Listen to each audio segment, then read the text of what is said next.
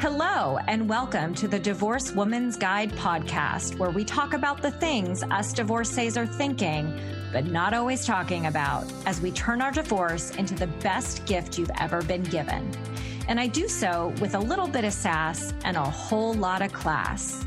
I am your host, Wendy Sterling, founder of The Divorce Rehab. I am here to support you in this transition phase of your life so you can start your new best chapter on your own terms. After all, that's what I did after my own divorce. And now it is my mission to change the conversation around divorce and help you see why your divorce, like mine, was the best gift you ever received. Hello, everybody, and welcome to another episode of the Divorce Woman's Guide podcast. I am really excited to be here with you guys today. And the topic that I wanted to bring to you all today had to do with reacting versus responding. And I hear about this a lot, and it is common in the world of divorce because so many times our emotions are at this all-time high. And we always feel the need that we have to give a response in a moment that we're having a conversation with our exes. And so many times that's not the case. But the problem is we're pre-wired to respond in a negative way. And this is what reacting is all about. So I wanted to create this podcast episode for you guys because I think it's really important to understand the difference between reacting and responding. And, the reason why is because I think a lot of us use them interchangeably, and there's a really big difference between the two. So imagine that you are in the middle of a conversation and someone tells you something that hits a nerve. What is your first reflex? What does your gut want you to do, to say? And the first step is to stay aware to what comes up within you in that particular moment. Because so many times we actually react versus respond to the other person. And so I want to define what each means so that I can help you to choose to respond as many times as possible versus react. So a reaction is instant. Okay. So what does that mean? It means that you haven't even given it a thought. It means that whatever the person said, asked, you just boom, knee-jerk reaction. Okay. And I recently read a study that actually reveals that how it takes less than a minute to judge somebody when we actually are interacting with them. And most likely your mind is not evaluating your actions or their impact when you choose to react. It's simply because you're not giving it time to actually do some evaluation. And instead, it's driven by your beliefs, many of them limiting, your biases, your prejudices that live in your unconscious mind. So when you say or do something without thinking, that's actually the unconscious mind that's running the show. Now, on the other side, when you think about a reaction, it's really about the moment. You react in that particular moment. So you don't even take into account the long-term effects of what it is that you're going to do or what it is that you're going to say. And the way that I like to think about reacting is you go into survival mode. And I reacted last week with my ex-husband. And that is exactly what I did, was I went into survival mode and I used my reaction as a defense mechanism. And unfortunately, it was something that was not okay. And it was something that I, of course, regretted after the fact. Now, a reaction and a response may sound similar, but they're really, really different. So you guys just heard me say that a reaction is often based in the moment, right? So one does not invest the effort to think about the outcomes when you're reacting. So what does that do? It brings the possibility of negative outcomes. And every single time it does. I mean, think about it in your own situations where you've reacted. Has it ever turned out positive? Has it ever turned out positive? Be honest. On the other side, a response is something that you come to the realization of more slowly. Why is that? It's because it's the result of more careful thought or action. And it's created by your mind in a reply to a comment, a situation, a circumstance, whatever it is. So what does that mean? It means that your response is a result of an actual thorough evaluation of whatever the situation is in front of you. And the response that you choose to make takes input from both the conscious and the subconscious mind before you choose how to act. And there are many situations when a reaction and an emotional response may seem really similar. But even in those cases, they feel in your body, they feel differently. And that's because a reaction is like the first response to a stimulus. I had said previously, it's a defense mechanism of your body. And our bodies are naturally wired to react to any situation that is a part of it. So it's almost like it's like this catalyzed chemical reaction that happens inside of you. And it weighs the long-term effects and stays in line with what your core values are. So the feeling while giving a response is extremely different. So for starters, we get to calm our mind before preparing to respond. And as soon as our mind is calm, it generates the ability to comprehend both the conscious and the subconscious mind's perspectives. So in other words, it's almost like you're weighing the pros and cons to a situation. And you do this by understanding all the different perspectives about the situation in front of you. Now, this recently came up with one of my clients, and I was really proud of her because she took some of the tips that I'm going to share with you guys today to heart, because she very, very much so could have reacted in the situation, but because of the tools that I taught her, she was able to take a breath and create a response in her timeline instead of her ex's. So it's not that you're putting the other person first. It's that you're taking into consideration the well-being of everybody that's involved in your response. And there's a few key traits that I want to help you and call out more boldly to understand the difference between reacting and responding. So reacting is emotion-driven versus responding is something well thought through. So unlike response, reaction is heavily driven by the emotions that you're experiencing while you're in the thick of the situation. So I'm not saying that a response is an emotionless action. That would be silly. Just that a response is the result of a thorough evaluation so that when you actually respond, you can calmly keep aside your emotion. Number 2 is that a reaction tends to be aggressive and responding is calm. So if you think about the unconscious mind in all of this, your unconscious mind, as I said before, goes into defense mode. Versus when you respond, it's thoughtful. You take a step back, you sit back, you evaluate. And it gives you an opportunity to respond in a more authentic way.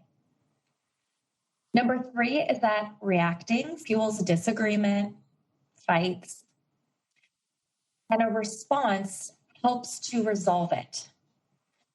And the instant reaction that we give can actually lead to so much discomfort. co-parenting is hard enough as it is. Why are we giving fuel to the hardship that we're already experiencing? And reacting is usually based on assumptions, and you will actually find it difficult to justify your actions when you choose to react. And on the flip side, the response is actually intended to help you resolve the conflict in a more calm manner. And lastly, a reaction weakens you. It weakens your position versus responding allows you to stand in your power. So the second that you start taking all of the perspectives and all of the thoughts into consideration, you actually are increasing your ability to take a more empowered stance and to, in turn, make a more powerful decision.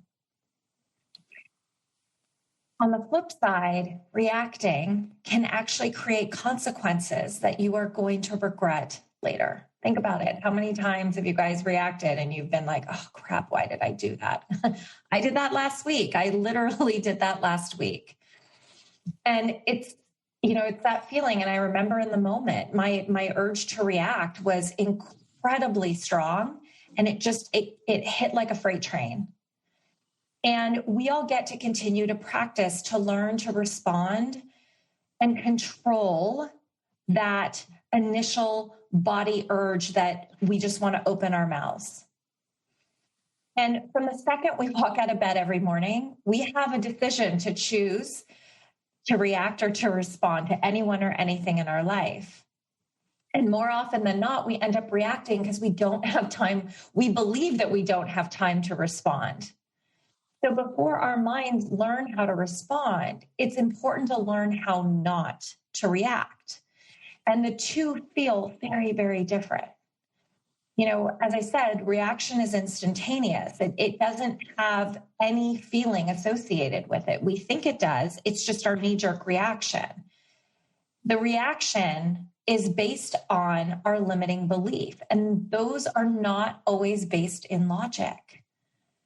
Sometimes it's just based on assumption, and it fuels that reaction, and it can be dangerous.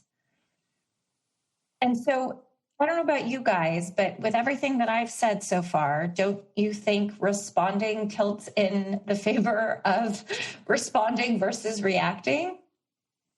And that's because response actually takes input from our consciousness. And it means that you're taking into consideration situations and implications that may not be a priority for your mind at that moment. And there's a whole process involved in identifying the correct or the logical response for a situation. And listen, I know the process takes time, but it's going to increase your results in a more positive fashion. And it's like a muscle. Our minds are a muscle, and we have to teach it to apply reasoning to identify the solution, because that is what will strengthen your ability to think more rationally. And I want to share with you guys a few simple tricks that you can use starting right now to train your mind in how to respond. Okay. And it's going to take some time, and don't punish yourselves if you don't immediately, if you're not immediately able to distinguish between the two, but it's a matter of being, and this is tip number one, of being aware. Awareness is the best way to start calming your mind down. And awareness is just acknowledging the reaction thought that comes up. And instead of speaking it, just be aware of it. Take it in. Take a second to just name it, acknowledge it. And I always say to breathe through it. And that's tip number 2, which is to just breathe. No matter the situation, breathing actually helps us to allow whatever that gut initial reaction is, it allows it to pass. And it literally takes a matter of seconds, you guys. Breathing takes your mind off of your emotions while at the same time training your brain to notice how things are feeling in that moment. And once that urge passes, your mind will actually be back in control. So you'll be able to respond in a better way. And tip number 3, that's part of the breathing, is practicing pausing. I say all the time, there's power in the pause. And pausing before you act is the very foundation of responding, right? Because I said, remember before I said reacting happens in an instant. There's no room for forethought. So if you can teach yourself to just pause and put that reaction kind of on hold, just put a pin in it, even if it's just for a second, you're going to start training your brain to stop and think for longer periods of time.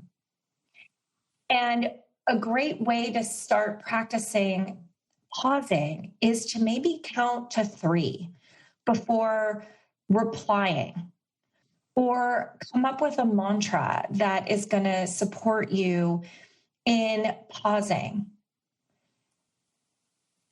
A simple pause is not going to affect the quality of your conversations or your relationships. It's actually going to increase and strengthen them, because it gives you time to formulate a well thought out response. And number 4 is number 4 has to do with the awareness piece, which is really just to name what your fears and assumptions are. Because when we put a label on what it is that we're feeling, it takes more mental effort than you actually think.